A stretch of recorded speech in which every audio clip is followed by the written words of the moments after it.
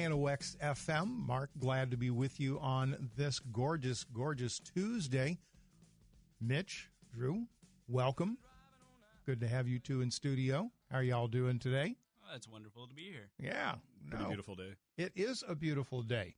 Now, you know the drill and you know the routine, 775-5559, service. Yes? Okay. Yes, sir. Yeah, okay. So service questions, which I know can be quite popular on the show. If you've got a service question, you can call or text to 775-5559. These gentlemen will do their best to help you, and you know the drill. If by chance it's an off question, so I don't know, sometimes some of you just for the fun of it like to trick somebody. Well, we're talking Rydell, GM, right? That's, Yep. Okay, want to make sure I'm on the right side of the house here, so we're on the same thing. The catch-up question from Ryan's show goes on and on and on, so that's going to last forever. I don't know if y'all heard Ryan's discussion about ketchup in the last hour, but yeah, it's what's the best ketchup. And a buddy ordered ketchup for a steak at a local eatery, and when he came to pay for the meal, he was told the steak was free, but $17 for the ketchup. So, the ketchup question. Apparently did not appreciate asking for ketchup for their steak. You know, that's kind of a mortal sin if you're a beef man to have ketchup on steak. If you have, hey, and you like it, that's your thing. But it will definitely raise the eyebrows of the purists. So you got to be careful. You got to be careful. It's got to be steak sauce. So I want to let you guys introduce yourselves and just a little bit about where you're from and how long you've been working for Rydell. Mitch Rogers. I started in 2012. I am now the shop foreman. Started out there way back in the day in high school and started off slinging tires, and now I'm just running around trying to help everyone in the shop. And I'm Drew Brooks. I started back in 2016 as a lube tech at Rydell's, and now I'm the service lane manager.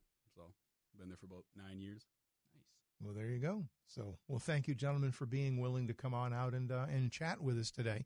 And a text to 775-5559. How long does it take to get my vehicle serviced if I bring it in the morning? Well, loaded question. Is it there for a headlight bulb or for an engine? Might be quick. Might take a minute. All depends. Mm-hmm. Yeah, depends on what particular part and what gets into it. And then sometimes you might start off looking at one thing and they have to go back and tell the customer, while we were looking, we found you've got, something else going on with the vehicle that they may not be aware of because not everyone is as good as eyeballing their vehicle on a regular basis. So you make sure you're doing all the checks so that when they do leave, it's top notch. Oh, correct. Yeah. Where is General Motors as a brand standing? Starts a text to 775-5559. Are they in the black now, or are we going to need to bail them out again at some point? I think that's probably outside of the realm of this conversation, but I think that probably you want to talk to a market manager or somebody like that. Right. See, that's, It's we're talking service of the vehicles, not service of the overall company. So if you've got a service related question about your vehicle, 775-5559. Yeah, there's probably a lot of other places, Texter, that you could look online and maybe talk to a money manager and they'd be happy to help you out. 775-5559. You're on with Mitch and Drew. Go ahead, caller. Well, howdy, guys. I have a transmission question for you guys. It pertains to the 10L80 10-speed automatic transmission, which also happens to be in Ford F-150s as well, but they call it the 10R80. It's a fine transmission. People complain about it. The problem is you just have to, actually service the thing. It's not lifetime fluid. It needs to be serviced. And with that service, people find out that it has a plastic oil pan with no drain plug. And there's a company called PPE, and they produce an aluminum oil pan with nice cooling fins on it. It's got an actual drain plug. Imagine that. Isn't that nice? Well, that should be handy. with a very nice magnet on there too, so you can see the filings. A way better magnet than the stock plastic oil pan. And I want to know if you guys have encountered those, because I have an F-150 with the 10R80, and I recently serviced my transmission a few months ago, and I installed that oil pan. It runs a little cooler, which is amazing. You always want it to run a little cooler. And the next service where I don't have to change the filter and I'm just doing fluid, it'll be a lot easier. I'll have to remove the whole oil pan, which is, on that year of F-150, it's more difficult. But being that it is shared with GM trucks, have you guys seen it? What do you think about it? I'll hang up and listen. Thank you. All right. Thanks for the question. Yeah, fair enough. I can't say that I can think off the top of my head of any that I've encountered in real life. But it certainly sounds like the next person to touch it, whether it's you or another technician, will be very appreciative of having a drain plug on there. That's a handy feature. I would think. That's kind of interesting that they would make an oil pan without a drain plug. But hey, it's kind of wild.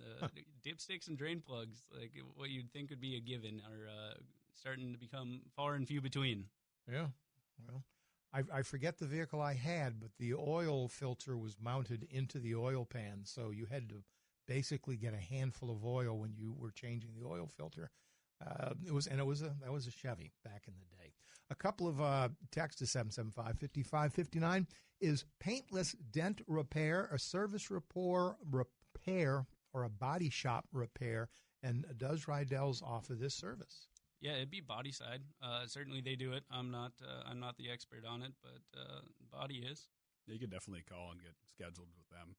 I think they're only a couple days out. There you go. Okay. 775-5559. You're on Rydell Car Talk. Go ahead, caller. 3044, and ENG Listings will remove you from this list. Well, I'll tell you, if we had time, I would take this call and run them through the paces just to see what I could get, maybe get some stock in something. I don't know. Yeah. 775-5559. Sorry, I sent that before I realized it was the service guys. What's the most common GM problem that they are seeing in the shop currently? Ooh. Lots of software updates. Radio concerns. Yeah. Interesting. Okay. Seems to be one of our most used tools is a laptop nowadays. Not so much a ratchet and a socket. It's more a scan tool and a laptop.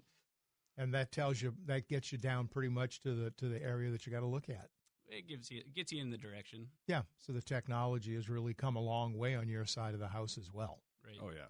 So, which is a good thing. It reduces the amount of time and the searching you got to do. Text to 775-5559. 2021 Chevy 1500. Fog lights won't come on. Only 24,000 miles. Have hardly ever used them. Anything simple to look for, like a fuse? Potentially a fuse. I guess I'd be looking at wiring as well. Sounds like low miles. We'd have to check it out. It's hard to phone diagnose stuff, but yeah, I guess if there's any obvious external damage to the fog lights or the wiring, that's where I'd start. Interesting. Okay. Here's one at 775-5559. I've got a 2023 Chevy pickup. I've been mixing the gas with 50% diesel in getting 25 miles to the gallon, just a little less power. Okay, Wouldn't recommend. No. Probably not. That's rather interesting. I don't know. That's probably going to be hard on several different parts of the engine itself. Yeah, that's a new one. Yeah, okay. All right. Have you seen a lot of Ford Expeditions in need of timing chain changed? And if so, what's the ballpark price for the service? Okay, this is Chevy. I don't know how many Fords y'all see in the Chevy dealership. But. The 3.5 EcoBoost. We've seen a fair amount of timing chain actuator issues. Ford likes to call them cam phasers. I couldn't give you a price off the hip, but certainly bring it by. We'll check it out. Well, there you go. 775-5559. You're on Rydell Car Talk with Drew and Mitch. Go ahead, please. Is that me? That's you. Okay, I've got a 2022 GMC Acadia, and I've had it for a little over a year now. I bought it from you guys. It has the 4-cylinder and the 6-cylinder icon on there. I've only seen the 4-cylinder icon once, and that was just after I bought it. Even idly, the V6 shows up on there. Am I doing something wrong, or is there something wrong with it? There's a lot of parameters that need to be right for it to drop into the reduced cylinder count. I would say likely it's happening more often than you'd think. But if there's a problem, a service engine soon message or a check engine light will come on. Like I said, I've had it for over a year now, and I've never had a service engine or a check light or anything. But Yeah, I guess I wouldn't lose sleep over it. Bring it on by if you want us to check it out.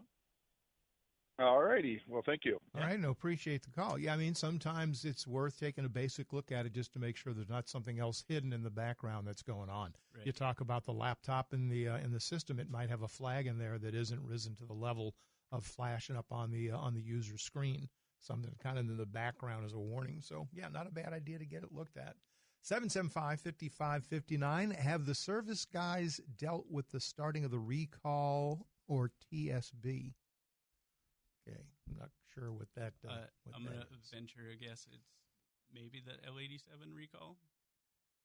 Okay, doesn't specify. That's just have the service guys dealt with the starting of a recall or TSB. So doesn't specify to which it might be. Oh, it is the 2018 Chevy truck.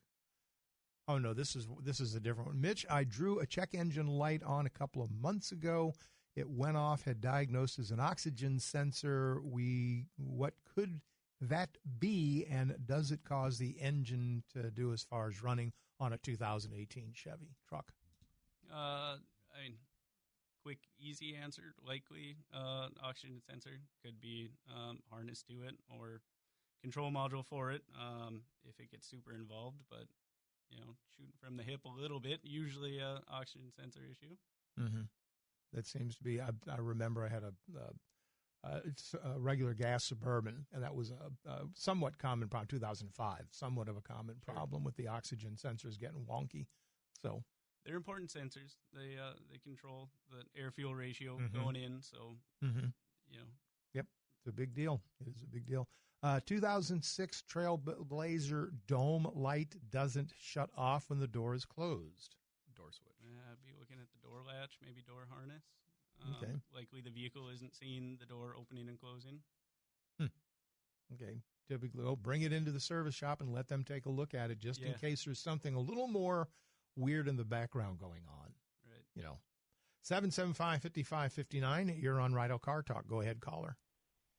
Hello, hi. I just purchased a 2007 GMC Canyon this weekend, and I'm not familiar with the motor. It has an inline 5-cylinder, and it's got 140,000 on it. Does that have a timing belt or a timing chain or something I should be concerned at that kind of miles? It runs real good and smooth.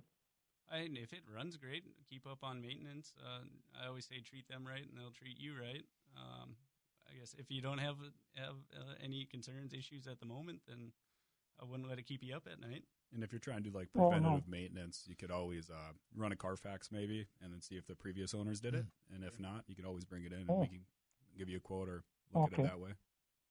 Yeah. So does it have a belt or a chain? I think the belts are predominantly the ones that typically need to be replaced more so than a chain. I'm hoping anyway. So I'm hoping it's a chain. Yeah, I want to say it's a chain. I'm double checking my facts. And both of those have serviceable issues from time to time, but is it a chain? Yes, chain. Okay, It is a chain. Yep. Well, that's good. That's good to know. Keep up on oil changes and make sure it has oil in it. And should be good to go. Yeah, we'll do. All right. It looks like it's been well maintained, and I'll continue on. Well, thank you very much. Appreciate the information. Hey, well, thanks for the call. Do appreciate that. Yeah. So, chains. It's you typically notice when your timing chain goes. Car just goes, Bob. So let's see here. Rydell Service does outstanding work in Fords. I've had a great experience with them compared to the actual Ford service. So there you go. Kudos for that. That is awesome to hear and much appreciated. Yeah. 775-5559. You're on Rydell Car Talk. Go ahead, caller. Yeah, sorry. I was going to say they both had chains on them. I got the big 2800 4-cylinder in mine. Okay. Pretty good gas mileage with it. I'm really pleased with it. But I had a water pump and they had to take the front of the engine off on it. So I mean that was a little spendy, but not too bad. But I was going to have them. Then they looked at the serpentine belt on it and they said that was okay. So, but you guys do good work out there. Much All right. appreciated. Hey, there you go. Thanks for the call. Okay, back to have the service guys dealt with the starting of a recall or TSB meant by the starting of a recall process as if they've discovered a problem, and what does that process look like? Okay, a little illumination to the original question. Sure. So, yeah, I mean, but that's typically initiated by actually much farther up the food chain. Yeah, Y'all correct. don't initiate that down here. Now, you could pass concerns if you see a recurring problem that gets fed into the system that then the engineers upstream would look at, I would presume. I'm just shooting off we the hip. record issues and report if there's something that we notice or anything like that. Yeah, and if a lot of different entities start reporting the same issue, then they might diagnose it and say, yeah, this is a recallable type of a deal. Yeah, correct. Okay, so you see, you are on the front lines of keeping everybody up to date as to what's going on because you see the stuff. Yeah. A text to 775-5559. I have a 2023 with a 6.2 that locked up with 80,000 miles on it. Is that covered under warranty with the problems they're having with that motor? So yeah, the 6.2s have the L87 recall and special coverage that just came out.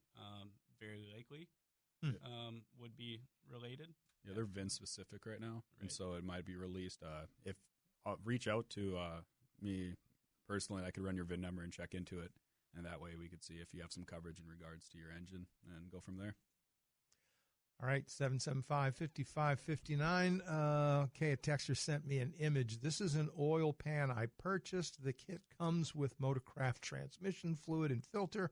Some transmissions as GM, but GM calls it the 10L80 instead of the 10R80. Includes a new gasket, too. So looks like maybe a backyard mechanic doing some.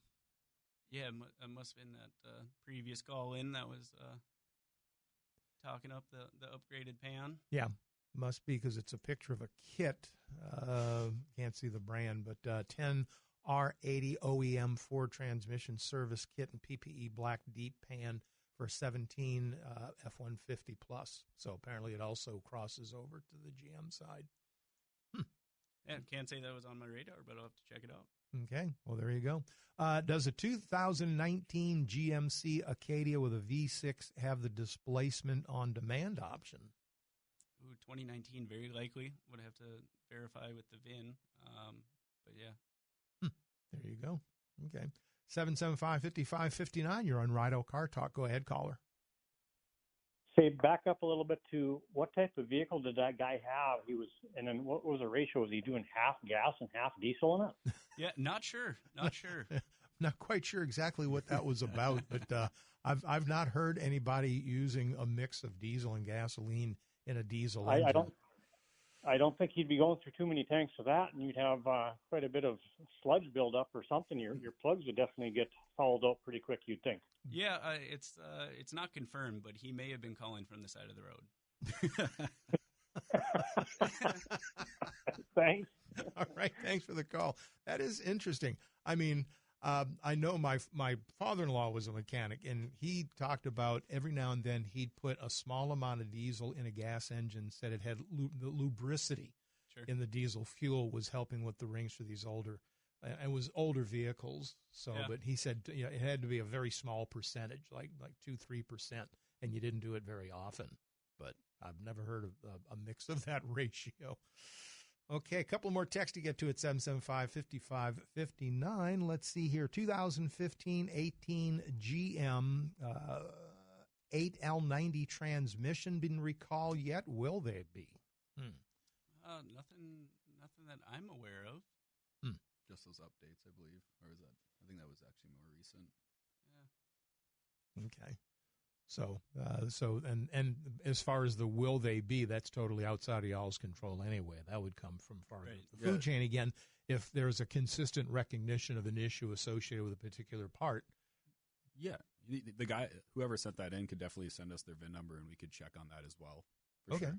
There you go. You hear that, texter? Go ahead and shoot the VIN number in, bring it into to the shop, and they can go ahead and look and see what's going on, get an idea.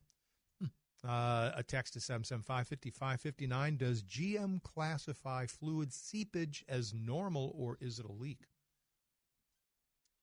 Well, seepage, I guess by definition, might might separate it from a leak itself. I don't know if you call it a seep. I wouldn't call it a leak. Yeah, I guess if it's enough to be worrisome, and you've got a question, bring it into the shop, let them take a look at it, and they can tell you if it's just sometimes a little bit of leakage. A little bit is normal. It happens with a lot of vehicles, and sometimes the seals will kind of reset and the leak stops. But if it continues or gets worse, bring it in. Our time is starting to grow short, as it always goes so quickly on a Wednesday show. A couple more texts to get to at 775-5559. The 6-speed transmission for truck and SUV 14S, 15S, 16S should have had a recall on them. GM has had some awful trans.